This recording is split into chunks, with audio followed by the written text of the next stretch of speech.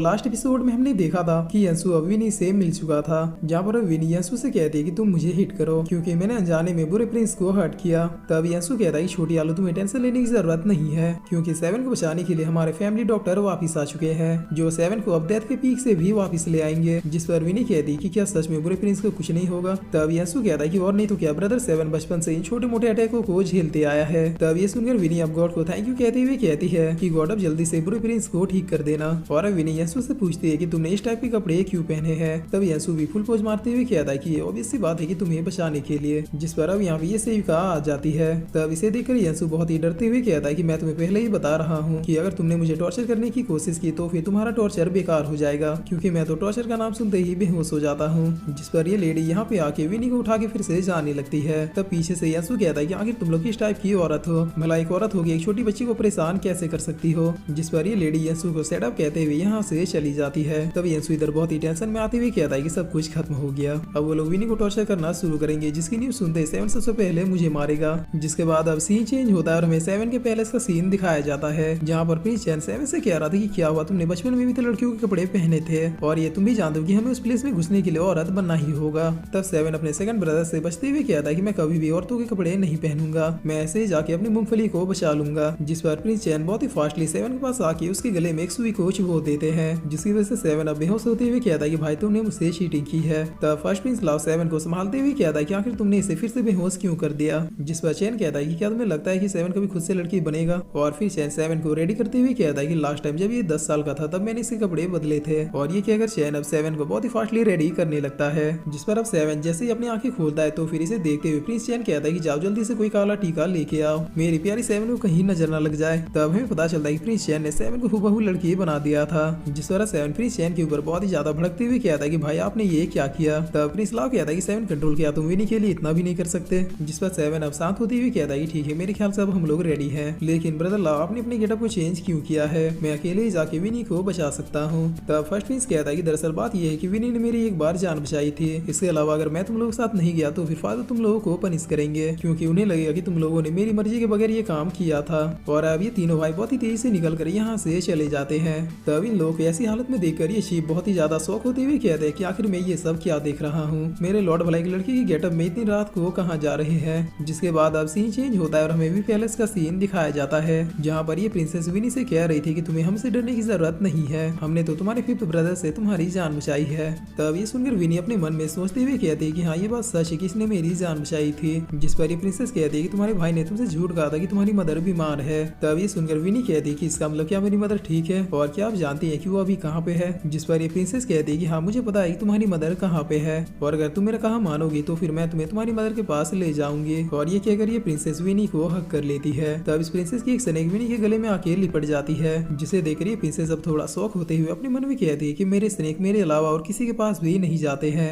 लेकिन ये पहली बार है जब मेरे स्नेक मेरी मर्जी के बगैर किसी और के पास इतने कैजुअली चले गए हैं, जैसे कि मानो मेरे स्नेक इस लड़की को जानते हो। जिस पर अब इधर हम इन लोगों को देखते हैं जो कि इस पैलेस में पहुंच जाते हैं। तब इन्हें देखते ही यंसु चिल्लाते हुए कहता है कि ब्रदर्स मैं यहाँ पे हूँ। जिसे देखकर प्रिंस लाव यंसु की ओर जाते हुए कहता है कि यंसु तुम टेंशन मत लो, हम तुम्हें बचाने के लिए आ गए। तब प्रिंस चैन लाव को रोकते हुए कहता है कि भाई आप वहाँ पे नहीं जा सकते, वो एक ट्रैप भी हो सकता है, इसीलिए अब हमें यंसु से पहले उस छोटी बच्ची को ढूंढना चाहिए। जिस पर प्रिंस लाव कहता है कि लेकिन वो बेचारा कब से लटका हुआ है। तब सेवन कहता है कि आप यंसु की टेंशन मत लीजिए, उसे झूलना झूलना तो पसंद है, इसीलिए कुछ देर और उसे यहीं पे झूलने दीजिए। और इतना कहकर ये लोग यहाँ से चले जाते हैं। तब यंसु बहुत ही फनी तरीके से रोते हुए कहता है कि प्लीज मुझे छोड़ के मत जाओ। जिसके बाद अब ये लोग एक दूसरे कमरे में आते हुए कहते हैं कि मेरे ख्याल से प्रिंसेस का कमरा इसी तरफ है। तब प्रिंस लाव बहुत ही फनी स्टाइल में कहता है कि मेरे ख्याल से हमें यंसु को बचा लेना चाहिए था क्योंकि उसे देखकर मुझे लग रहा था कि उसे झूलने में मजा बिल्कुल भी नहीं आ रहा है। जिस पर प्रिंस चैन प्रिंस लाव के मुंह को बंद करते हुए कहता है कि भाई मेरे ख्याल से आपको चिंता करने की बीमारी हो गई है, लेकिन आप टेंशन मत लीजिए क्योंकि अभी भाई के पास हर मर्ज की दवा है।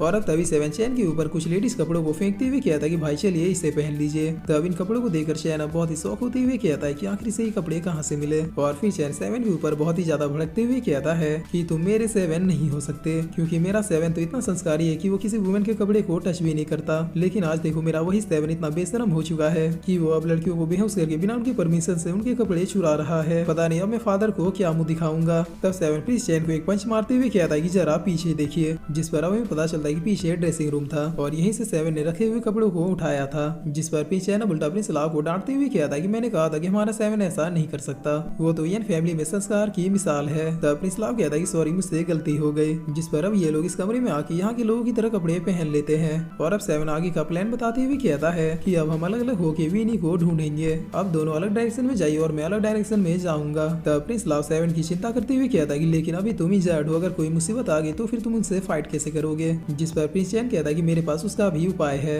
और फिर चैन 7 को एक केमिकल देते हुए कहता है कि अगर तुम मुसीबत में फंस जाओ तो सीधे स्टीव को किसी बॉम्ब की तरफ फेंक देना, जिसके बाद उस प्लेस पे चारों तरफ धुआं ही धुआं हो जाएगा। तब 7 इस केमिकल को लेते हुए कहता है कि ठीक है, अब मेरे ख्याल से हमें विनी को ढूंढने के लिए जाना चाहिए। और हाँ, अगर मुझसे पहले आप लोगों को विनी मिल जाए तो फिर एक सिग्नल के रूप में आप फायर क्रैकर को जला दीजिएगा। जिस पर प्रिंस चैन भी ओके कहता है। और अब इधर ये प्रिंसेस विनी से बहुत ही अच्छे से बिहेव करते हुए कह रही थी कि कल मैं तुम्हें तुम्हारी मामा से मिलाने के लिए ले जाऊंगी। जिस पर विनी कहती है कि लेकिन मैं यहीं पे रुक के बुरे प्रिंस का वेट करना चाहती हूँ, ताकि जब वो आएगा तब मैं उसके सामने अपनी गलती को सबमिट कर सकूं और फिर मैं बुरे प्रिंस को भी अपनी मामा से मिलवाने के लिए ले जाऊंगी। जिस पर तभी यहाँ पे एक सेविका आती हुई कहती है कि मिस आपसे कुछ जरूरी बात करनी है। और ये कहकर ये सेविका प्रिंसेस के कान में कुछ कहती है। तब ये प्रिंसेस अब स्माइल करती हुई कहती है कि अच्छा, तो वो लोग अब जाल में फंसने के लिए आ रहे हैं। और फिर ये प्रिंसेस विनी से कहती है कि तुम यहीं पे मेरा वेट करना, मैं तुरंत ही कुछ कामों को खत्म करके आ रही हूँ। जिस पर अब इधर हम इन सेविकाओं को देखते हैं जो खाना लेके विनी के बारे में बातें करते हुए आ रही थी। तब इनकी बातें सुनकर 7 को पता चल जाता है कि विनी इन्हीं किसी कमरों में से एक में है। और अब 7 चुपके से एक सेविका को बेहोश कर देता है और फिर खुद इसके खाने को प्लेट को लेकर यहाँ से चला जाता है। तब इधर भी हम देखते हैं कि प्रिंस चैन अपने केमिकल से एक सेविका को बेहोश करके उससे विनी का लोकेशन निकलवा लेता है। जिस पर अब प्रिंस लाव कहता है कि चलो अब जल्दी से हमें विनी के पास जाना चाहिए। तब प्रिंस चैन कहता है कि हाँ क्यों नहीं, अब तो मैं भी ये देखने के लिए बहुत ही ज्यादा उत्सुक हूँ कि आखिर उस बच्ची में ऐसी क्या खास बात है जो 7 ने उसे अपनी पैलेस का प्रिंसेस ही बना दिया। और ये कहकर ये लोग इस प्लेस में पहुंच जाते हैं, लेकिन जब इन्हें यहाँ पे कोई भी नहीं मिलता है तो फिर इन्हें समझ में आ जाता है कि ये दरअसल एक ट्रैप था। जिस पर तभी यहाँ पे बहुत सारी सेविका आने लगती है, जिसमें से एक ने यंसू के ऊपर स्वॉर्ड भी तना हुआ था। और अब ये सेविका इन दोनों से कहती कि अगर तुम अपने भाई को जिंदा देखना चाहते हो तो फिर बिना कोई होशियारी के खुद को सरेंडर कर दो। तब चैन चुपके से अपने केमिकल को बाहर निकाल लेता है। जिस पर ये सेविका यंसू को थोड़ा हट करते हुए कहती है कि मैंने कहा कि बिना कोई होशियारी के खुद को सरेंडर कर दो। तब चैन तुरंत ही अपने दोनों हाथों को आगे करते हुए कहता है कि ठीक है, कोई भी होशियारी नहीं करूंगा। और फिर चैन लाव से कहता है कि रेडी हो जाओ। जिसके बाद चैन इस केमिकल को अपने हाथों से गिरा देता है और फिर एक बहुत ही बेहतरीन स्वॉर्ड मारते हुए सेविका के हाथ से उसके स्वॉर्ड को छुड़ा देता है। इसके साथ ही इस बॉटल के टूटते यहाँ पे चारों तरफ धुआं ही धुआं हो जाता है। तब प्रिंस लाव सीधे इस लेडी के पास आते हुए कहता है कि मेरे होते हुए मेरे भाई को कोई भी बुले नहीं कर सकता। और इतना कह के पहले तो लाव यंसू को चैन के पास भेजता है और फिर यहाँ पे मौजूद सारी सेविकाओं को मजा चखाना शुरू कर देता है। तब ये देखकर चैन कहता है कि मैंने कभी सोचा नहीं था कि मैं ब्रदर लाव का कभी ये रूप भी देखूंगा। और फिर इसी के साथ ये एपिसोड यहीं पे खत्म होता है।